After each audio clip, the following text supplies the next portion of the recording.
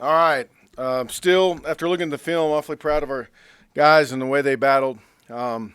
We had a great workout yesterday.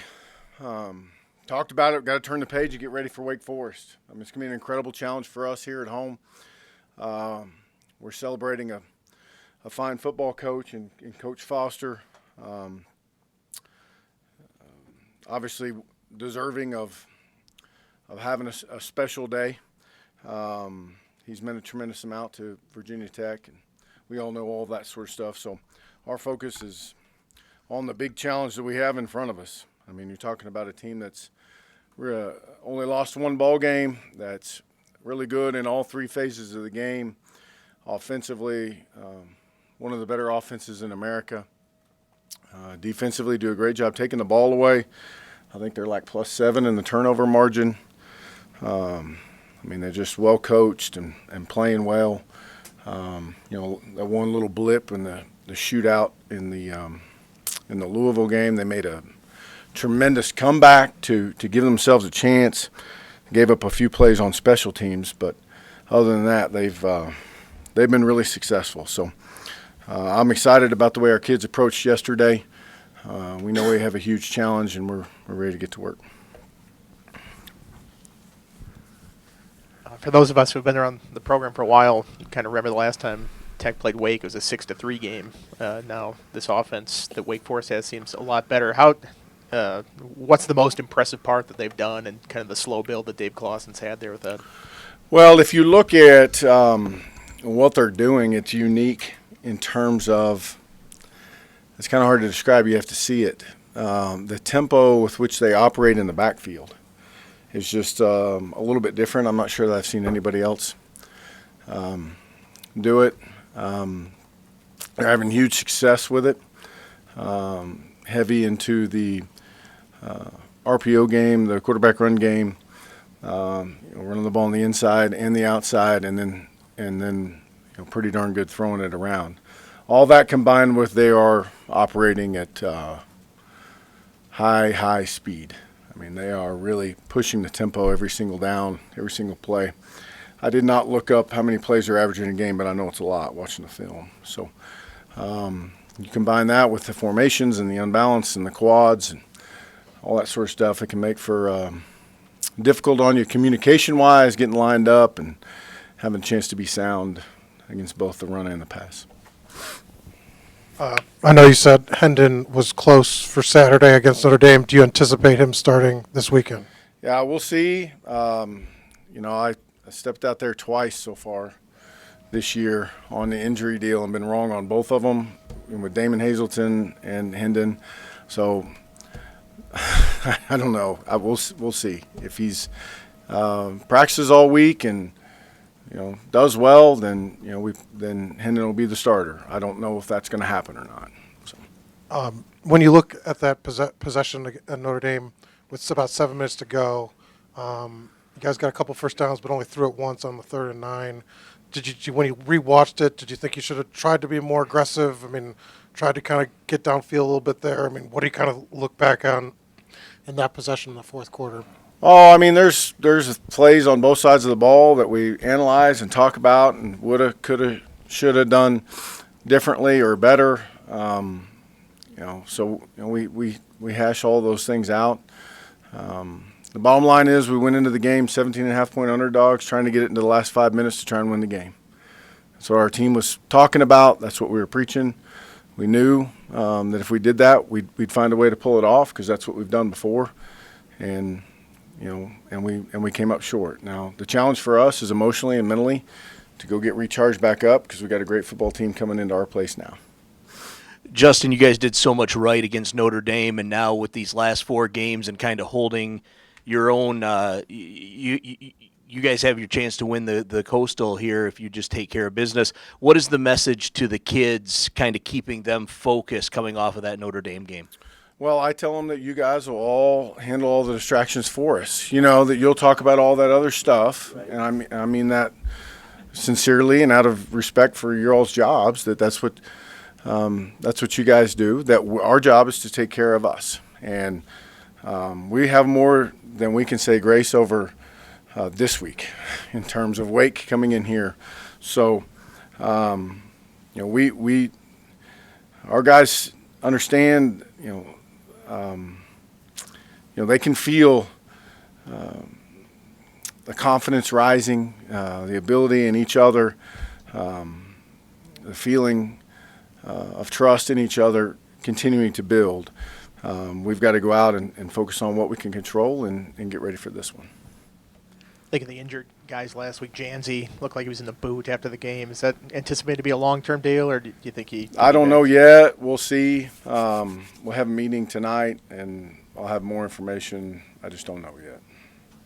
We've spoken to you a lot about Bud over the years, and you had a couple good Bud stories. Obviously, when you were first hired, and him flying out to talk with you like that. I was curious if you had anything else, stories about Bud that maybe have flown under the radar. Give sort of some insight to what he's like as a coach. Oh, I don't have any that are for public consumption. Maybe after he's done. I don't know. You just, what you see is what you get. He's an intense competitor. I just have enjoyed the relationship. He does a fine job, not just schematically, but just with our kids. And I'm going to probably disappoint you again, Andy, with no good story. I think this is like the second or third time you've asked me for a good story, and I've underwhelmed you. But he is competitive. I'll say that. On a daily basis, it's fun to be around.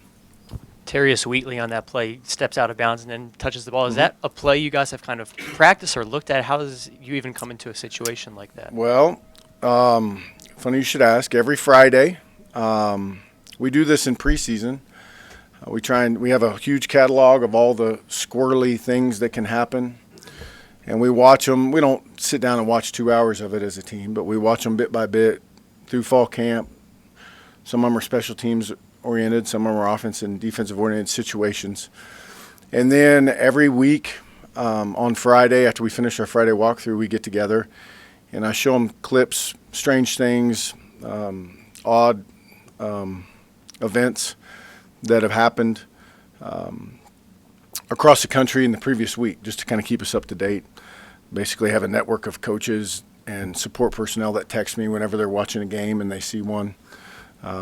Anything from blocking a punt and having it go over the line of scrimmage happened in Notre Dame against Michigan, and they tried to recover it, and then Michigan ended up getting the ball, getting a first down. So that play specifically has been on there several times across the country, and it was pretty cool because when he did it, not only did we gain, about 25 yards, but the whole sidelines had been sitting in those meetings time after time and time again, and kind of, you'd have thought we scored. I mean, they erupted, and we're all patting him on the head and happy because we try to cover all those things. I mean, there's a lot of things that can happen on a football field, but we try to do our best to educate our guys on all those situations. And John Parker Romo able to step in for Oscar there. What did you think about his performance, just the way he was able to step in right there? I was incredibly proud of him. It's not even a deal where he had all week to prepare. He has taken reps with the two punt squad throughout the year, but, it literally happened on Thursday right before practice, our perfect Thursday practice. Our starting punter tweaks his groin, and he jumped in there, had a good Thursday, and, actually handled a snap that was a little off and got the ball off quickly and was really proud and happy for his performance. With the receivers on Saturday night, you mentioned separation. Are you talking about kind of running past them or kind of physically getting some separation at the line when they break? Can you kind of describe what you meant? The distance between them and the person covering them. There wasn't a lot of distance between them.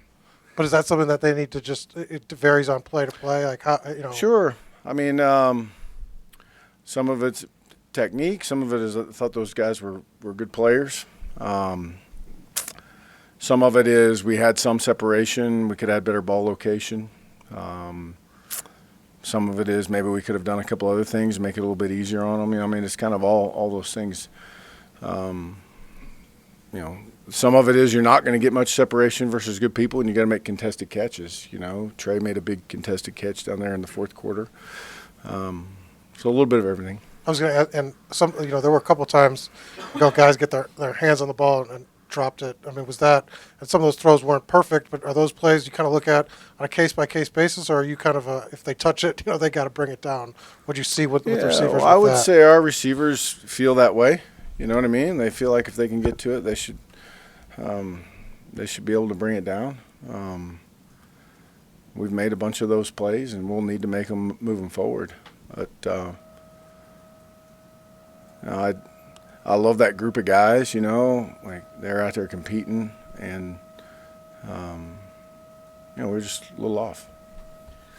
Justin, 4 years ago or so when you got here, you had mentioned that when you walked into schools with Bud Foster next to you, you had instant credibility within the school.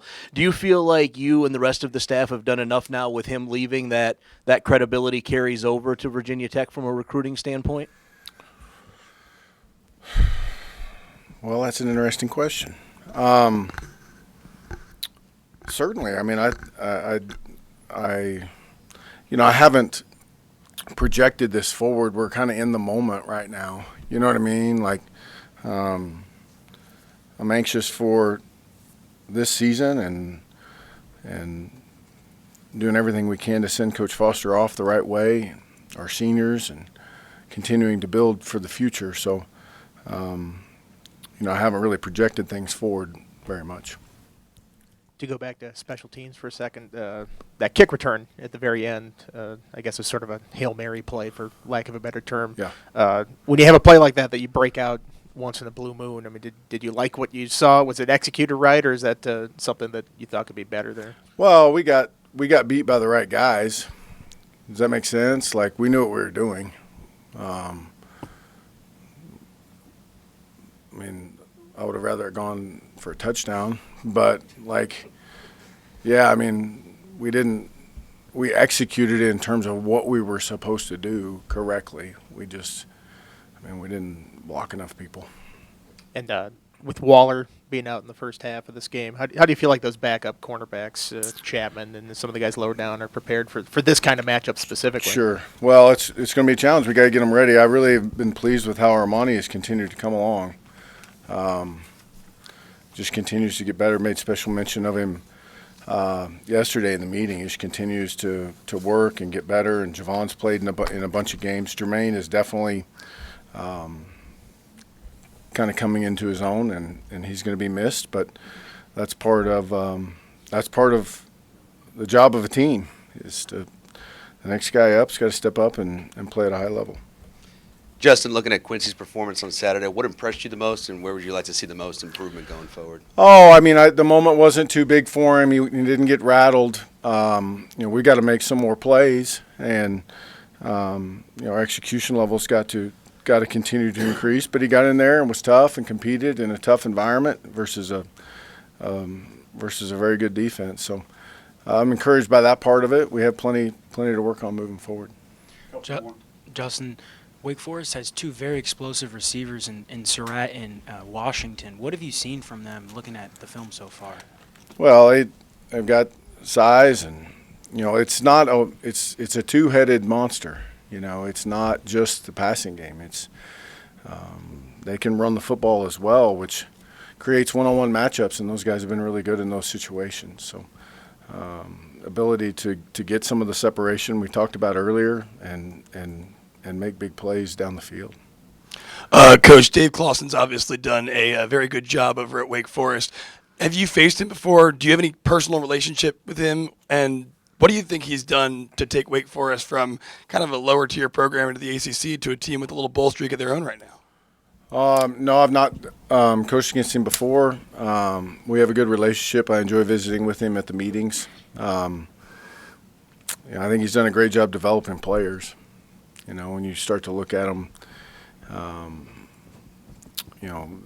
those guys are in their program eating and lifting and developing, and obviously he's done a great job coaching them and putting them in good situations, and they've developed physically while staying true to what they're trying to get accomplished as a program. So. I know that we're trying to stop the run. Tons of opportunities for guys, but do you anticipate trying to get some other guys in the mix outside of Dalton in like the backup spot? And do you look at Keyshawn King here coming back in the short term, or is that something that's kind of lingering? Yeah, I think he'll be good to go this week. So I don't know. We'll see. It kind of revolves around who we've got, who's healthy and who's ready to go, and we'll try and put it together the best way we can. Is Caleb Stewart kind of dealing with some injuries now? Or just No, he's not. All right. Thanks, everybody. You We'll bet. have, some more folks tomorrow.